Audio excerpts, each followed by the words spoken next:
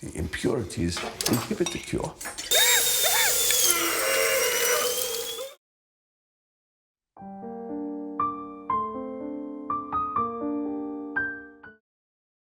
Dokter itu menekan hidung pria tersebut dengan kuat, hingga saluran napasnya tertutup sepenuhnya. Saat pasien yang hampir kehabisan napas itu membuka mulutnya lebar-lebar untuk menghirup udara, sang dokter dengan cepat memasukkan sebuah alat medis aneh ke dalam mulutnya. Betapa terkejutnya pasien ketika dokter mengeluarkan selang plastik sepanjang hampir 5 meter, lalu perlahan mendorongnya masuk ke tenggorokan hingga mencapai lambungnya. Ujung selang yang lain terhubung dengan sebuah tabung kaca berisi banyak belut kecil yang terus menggeliat. Setelah semuanya siap, dokter membuka katupnya. Seketika, belut-belut kecil itu mulai merayap melalui selang dan masuk ke dalam tubuh pasien dalam keadaan hidup.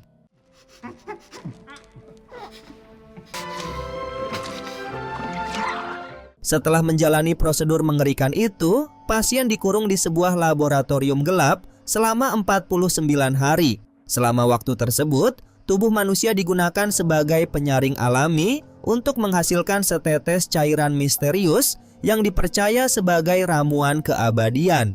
Ini merupakan metode kuno yang telah lama dilarang. Belut-belut itu berkembang biak di dalam tubuh manusia sambil menyerap energi kehidupannya. Setelah itu, cairan tersebut diekstraksi melalui proses penyulingan uap. Konon, siapapun yang rutin meminum sari murni itu dapat hidup sangat lama, bahkan seolah-olah menjadi abadi. Praktik medis yang berbahaya dan menyimpang ini dilakukan secara diam-diam di sebuah pusat kesehatan mewah yang berdiri di puncak pegunungan Alpen Swiss. Tempatnya memang sangat indah, tetapi perawatan yang dilakukan di balik pintu-pintunya menyimpan rahasia yang mengerikan. Beredar kabar bahwa air mineral yang dipompa langsung dari mata air pegunungan di sana mampu menyembuhkan segala penyakit mematikan. Bahkan pasien kanker stadium akhir pun dikabarkan perlahan mulai pulih. Berkat berbagai kesembuhan yang tampak mustahil itu, tempat terpencil tersebut dengan cepat menjadi tujuan favorit para orang terkaya di dunia. Suatu hari, seorang eksekutif muda dan ambisius bernama Lockhart datang ke fasilitas tersebut. Perusahaan investasi tempatnya bekerja di Wall Street menugaskannya untuk menemukan ketua perusahaan yang merupakan seorang miliarder. Sang ketua menghilang setelah berkunjung ke tempat itu, dan Lockhart harus membawanya kembali ke New York untuk menandatangani dokumen merger yang sangat penting. Namun, setibanya di sana, Direktur Pusat Kesehatan itu menjelaskan bahwa sang ketua sedang menjalani rangkaian perawatan intensif dan tidak boleh diganggu hingga pukul 7 malam. Karena masih memiliki banyak waktu, Lockhart memutuskan turun dari pegunungan menuju sebuah hotel di desa terdekat. Saat mobil yang ditumpanginya melaju di jalan pegunungan yang curam dan berbahaya, seekor rusa besar tiba-tiba melompat ke tengah jalan. Sopir kehilangan kendali, dan mobil itu mengalami kecelakaan yang sangat hebat. Ketika Lockhart akhirnya sadar, ternyata 3 hari telah berlalu. Ia mendapati dirinya terbaring di ruang perawatan di pusat kesehatan yang sama. Dr. Vollmer menjelaskan bahwa kecelakaannya cukup parah. Kaki Lockhart patah dan kini dibalut gips tebal. Dokter itu menyarankannya untuk beristirahat dan mengambil cuti dari pekerjaannya yang penuh tekanan. Ia kemudian menyerahkan segelas air sambil berkata, "Minumlah air sebanyak mungkin. Air dari mata air kami mampu menyembuhkan semua luka dari dalam tubuh." Lockhart mengangkat gelas itu untuk minum, tetapi langsung menghentikannya. Di bagian dalam bibir gelas, tampak seekor organisme kecil transparan yang menyerupai parasit sedang menggeliat. Berusaha tetap tenang, ia menghancurkan makhluk itu dengan jarinya dan menganggapnya hanya masalah kecil pada saluran air. Untuk mengisi waktu, Lockhart mulai menjelajahi kawasan pusat kesehatan yang luas dan terawat. Di sana, ia melihat berbagai pemandangan yang terasa sangat aneh. Para lansia kaya duduk diam tanpa bergerak di kolam hidroterapi raksasa. Beberapa orang berjalan, mondar-mandir di ruang uap yang dipenuhi kabut panas. Sementara yang lain mengapung diam di dalam tangki air yang dalam layaknya ikan yang tak bernyawa. Seluruh tempat itu tampak indah sekaligus memberikan suasana yang begitu mencekam.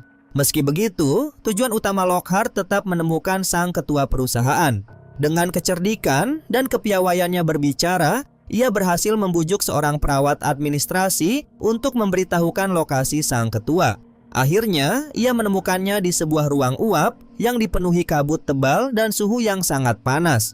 Lockhart segera menjelaskan bahwa harga saham perusahaan sedang anjlok drastis. Jika sang ketua tidak segera kembali, kerajaan bisnis mereka bisa runtuh sepenuhnya. Melihat keadaan yang semakin genting, sang ketua perusahaan akhirnya dengan berat hati setuju untuk pulang. Merasa lega, Lockhart segera menuju meja resepsionis dan meminta perawat memesan 2 tiket pesawat secepatnya menuju New York. Namun, saat ia kembali ke area penginapan untuk mengemasi barang-barangnya, telinganya menangkap alunan musik yang lembut dan terdengar begitu misterius. Mengikuti sumber suara itu hingga ke kolam renang di atap gedung, ia melihat seorang gadis muda berwajah pucat berdiri tanpa alas kaki di tepi kolam, menatap kosong ke kejauhan. Setelah mengajaknya berbincang, Lockhart mengetahui bahwa gadis itu bernama Hannah. Hannah mengaku telah tinggal di pusat kesehatan terpencil itu sejak kecil. Selama hidupnya, ia tidak pernah sekalipun keluar dari tempat tersebut dan sama sekali tidak mengenal dunia luar. Tak lama setelah bertemu Hannah, Lockhart tiba-tiba merasa pusing hebat hingga akhirnya kehilangan kesadaran. Saat membuka mata, ia terkejut mendapati dirinya berada di dalam sebuah tangki besi besar yang dipenuhi air. Tangki itu begitu sempit hingga membuatnya sulit bergerak. Tiba-tiba, bayangan-bayangan mengerikan mulai melintas dengan cepat di sekeliling tubuhnya. Puluhan belut panjang menyerupai ular tampak berenang mengitari dirinya. Ketakutan, Lockhart berteriak histeris sambil memukul-mukul kaca tebal tangki itu sekuat tenaga.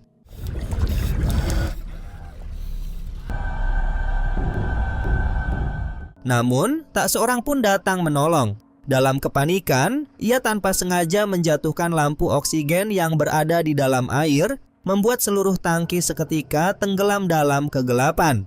Dengan napas yang semakin menipis, ia berusaha membuka pintu tangki dengan menarik dan merusak pipa-pipa di sekitarnya. Namun, usahanya sia-sia. Paru-parunya terasa terbakar, sementara tenaganya terus menghilang. Saat ia akhirnya berhenti melawan dan mulai tenggelam ke dasar tangki, pasrah menunggu kematian, pintu tangki tiba-tiba dibuka paksa dari luar. Seorang petugas keamanan menarik tubuh Lockhart keluar dari air. Masih dalam keadaan panik, Lockhart berteriak sambil menunjuk ke arah tangki. Ia bersikeras bahwa air di dalamnya dipenuhi makhluk-makhluk berbahaya. Namun, ketika petugas menyinari tangki dengan senter, airnya tampak jernih dan kosong. Tidak ada seekor belut pun di dalamnya. Malam harinya, Lockhart kembali dikejutkan oleh suara gesekan logam yang keras dari kamar mandinya. Dengan hati-hati, ia masuk dan melihat tutup toilet keramik itu bergetar hebat, seolah-olah ada sesuatu yang besar sedang berusaha keluar dari saluran pembuangan. Saat menoleh keluar jendela, ia melihat cahaya yang berkedip-kedip di halaman tengah. Dalam gelapnya malam, beberapa pekerja tampak diam-diam mengangkut kantong-kantong besar berbentuk tubuh manusia menuju sebuah pintu masuk rahasia yang mengarah ke ruang bawah tanah. Keesokan harinya, Lockhart memutuskan untuk menyelidiki. Ia menyelinap ke ruang bawah tanah, tetapi seluruh pintu besinya terkunci rapat. Karena ingin melarikan diri dari tempat itu, Lockhart membujuk Hannah agar membantunya. Mereka menggunakan sepeda tua berkarat milik salah seorang pekerja dan menuruni jalan pegunungan. Untuk pertama kalinya sepanjang hidupnya, Hannah berhasil keluar dari pusat kesehatan tersebut dan menginjakan kaki di dunia luar. Mereka kemudian tiba di sebuah bar kecil di lembah. Di sanalah Hannah pertama kali mencicipi minuman beralkohol sekaligus merasakan kehidupan di luar tempat itu. Saat mereka mengobrol, Hannah menceritakan masa lalunya yang menyedihkan. Ia mengatakan bahwa ibunya meninggal dalam sebuah kebakaran besar bertahun-tahun lalu, sementara ia sama sekali tidak pernah mengetahui siapa ayah kandungnya. Mendengar cerita itu, pikiran Lockhart langsung dipenuhi berbagai kecurigaan. Semua yang dikatakan Hannah sangat cocok dengan legenda kelam mengenai kastil kuno yang dahulu berdiri di lokasi pusat kesehatan tersebut. Menurut sejarah setempat, sekitar 200 tahun yang lalu, tanah itu dimiliki oleh seorang baron yang sangat cerdas, tetapi memiliki pemikiran yang menyimpang. Karena terobsesi menjaga kemurnian garis keturunan bangsawannya, ia bahkan menikahi saudara kandungnya sendiri. Hubungan sedarah yang mengerikan itu membuat penduduk desa yang taat beragama merasa muak. Mereka pun akhirnya memberontak terhadap Baron. Ketika penduduk desa mengetahui bahwa istri Baron yang sedang hamil akan segera melahirkan, mereka yang marah menyerbu kastil. Wanita itu kemudian diikat di tiang dan dibakar hidup-hidup. Dari semua petunjuk yang telah ia kumpulkan, Lockhart mulai menyadari sebuah kemungkinan yang mengerikan. Hannah bukanlah pasien biasa. Ia adalah keturunan terakhir yang masih hidup dari garis keturunan keluarga bangsawan terkutuk yang telah ada selama ratusan tahun. Karena ingin menemukan jawaban yang pasti, Lockhart menemui seorang dokter di desa setempat untuk memeriksa catatan medis sang ketua perusahaan. Dokter itu menemukan kejanggalan yang aneh. Hampir semua pasien di pusat kesehatan tersebut mengalami kerusakan gigi yang sangat parah serta dehidrasi berat. Lockhart benar-benar bingung. Bagaimana mungkin orang-orang yang setiap hari minum begitu banyak air di pusat kesehatan terbaik justru mengalami dehidrasi? Sebenarnya, apa yang dilakukan air itu terhadap tubuh mereka? Setelah kembali ke pusat kesehatan, kondisi mental Lockhart mulai memburuk. Hampir setiap malam, ia dihantui mimpi buruk tentang tenggelam di dalam kolam yang dipenuhi belut. Suatu pagi, ketika bercermin, ia merasakan ada yang aneh pada rahangnya. Gigi depannya terasa longgar. Dengan ragu, ia menariknya menggunakan tangan.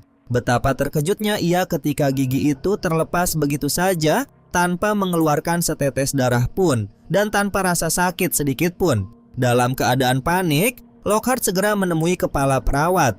Namun, wanita itu hanya bersikap dingin. Ia mengambil gigi tersebut, lalu memasukkannya ke dalam segelas air.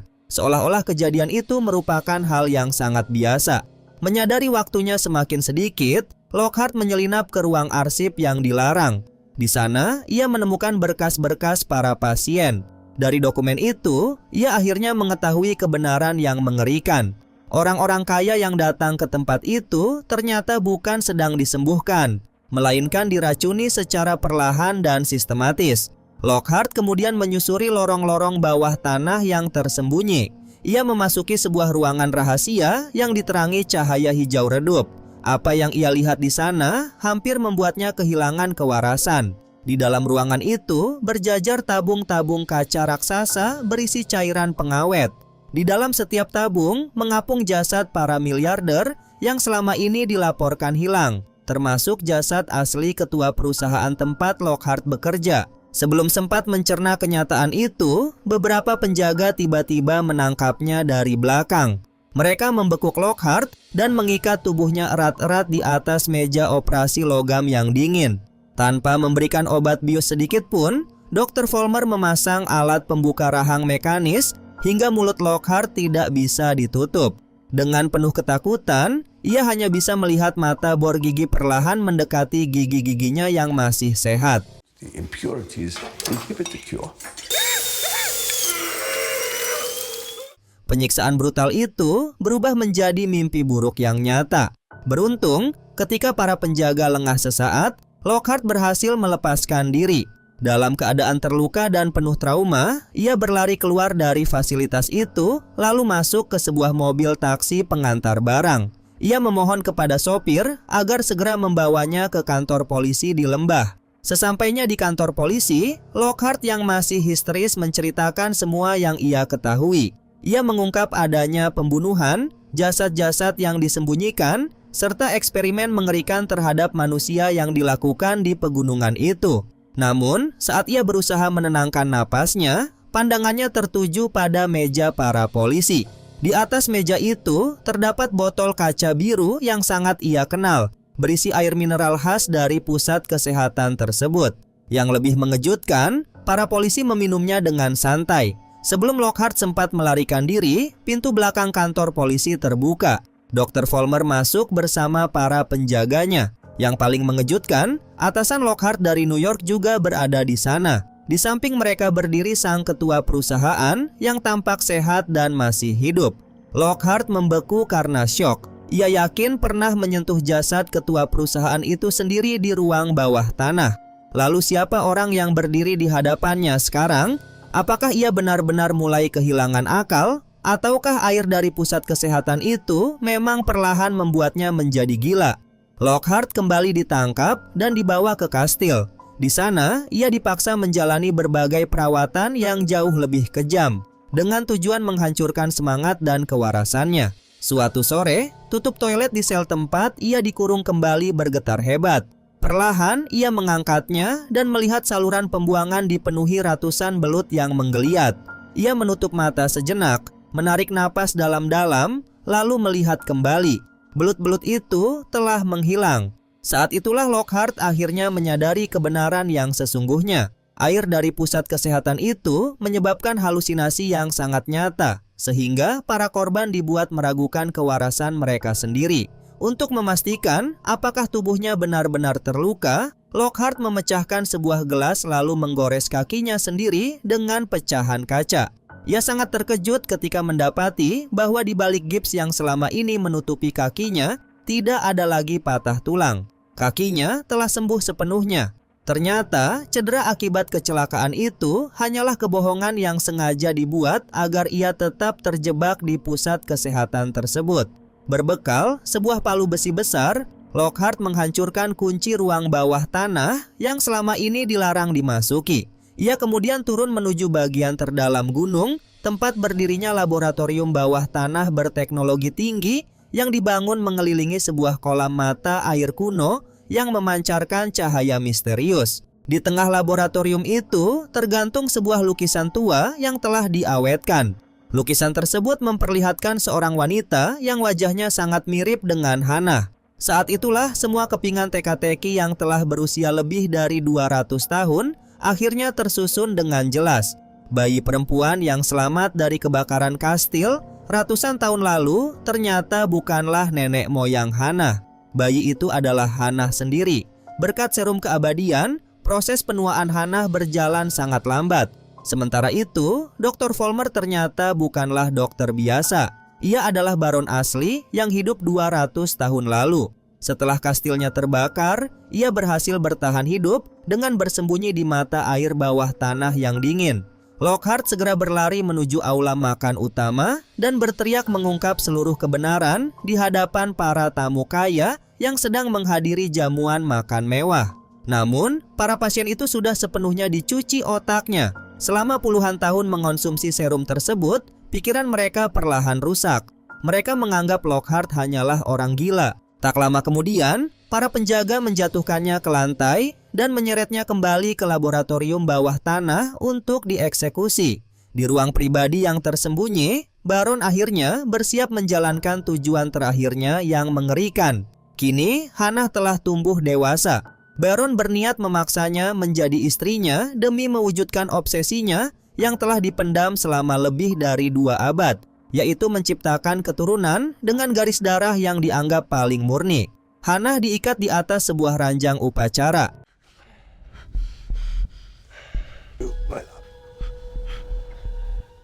Ia menangis ketakutan dan tidak mampu melawan. Berhasil melepaskan diri dari para penjaga, Lockhart menerobos masuk ke ruangan tersebut. Dr. Vollmer lalu menoleh ke arahnya. Dalam pemandangan yang sangat mengerikan, ia mulai mengelupaskan lapisan kulit wajah buatan yang selama ini dikenakannya. Di baliknya, tampak wajah asli Baron yang hangus terbakar, penuh bekas luka dan telah bertahan hidup selama 200 tahun sejak kebakaran kastil itu. Perkelahian sengit pun tak terhindarkan. Lockhart menghancurkan sebuah tabung berisi bahan bakar yang sangat mudah terbakar, lalu menyalakan api. Seketika, seluruh laboratorium dilalap kobaran api. Di tengah asap yang semakin pekat, Lockhart berusaha membebaskan Hannah dari ikatannya. Meski tubuhnya terbakar, Baron masih memiliki kekuatan yang tidak wajar. Ia berhasil menindih Lockhart dan berusaha melemparkannya ke dalam kolam mata air yang sangat dalam. Di dasar kolam itu, ribuan belut lapar telah berputar-putar menunggu mangsa. Melihat wujud asli ayahnya yang begitu mengerikan, Hannah akhirnya mengambil sebuah alat bedah yang tajam. Tanpa ragu, ia menusukkan alat itu ke punggung Baron. Saat makhluk abadi itu terhuyung karena kesakitan, Hannah memberikan satu dorongan terakhir yang sangat kuat. Baron pun terjatuh ke dalam kolam tempat ia selama ini membiarkan belut-belut tersebut. Let someone like you destroy that.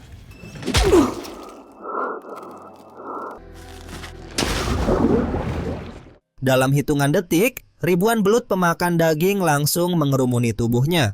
Makhluk-makhluk itu melahap Baron-Baron, hidup-hidup hingga tubuhnya menghilang di dalam air yang dipenuhi darah. Sementara, pusat kesehatan mewah itu terbakar hingga rata dengan tanah dan kobaran apinya menerangi langit malam. Lockhart dan Hannah berhasil melarikan diri dengan mengendarai sepeda tua menuruni jalan pegunungan yang gelap. Di tengah perjalanan, mereka berpapasan dengan iring-iringan mobil perusahaan yang membawa para eksekutif dari Wall Street untuk menjemput Lockhart. Atasan Lockhart memerintahkannya agar segera masuk ke mobil dan kembali menjalankan pekerjaannya. Lockhart memandang gunung yang sedang terbakar, lalu menoleh ke arah Hannah, kemudian menatap atasannya. Saat itu ia menyadari bahwa dunia di luar ternyata hanyalah penjara lain yang dipenuhi keserakahan dan manipulasi. Ia pun memutuskan meninggalkan pekerjaannya, karirnya, dan seluruh kehidupan lamanya.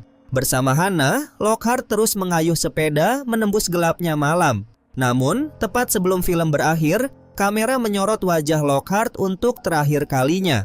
Ia memperlihatkan senyum yang terasa sangat ganjil dan mengganggu, dengan beberapa giginya yang telah hilang. Oke Sobat Santuy, itulah alur cerita film yang sudah kita bahas pada video kali ini. Menurut kalian, bagaimana pendapat kalian tentang film ini? Tulis pendapat kalian di kolom komentar. Jika kalian ingin request film apa yang akan dibahas selanjutnya, silakan komen juga. Nanti Babang Santuy akan list filmnya terlebih dahulu. Dan mungkin itu saja yang bisa gua sampaikan. Mohon maaf apabila ada kesalahan kata maupun isi video. Warung Santuy pamit dan jangan lupa untuk tetap santuy.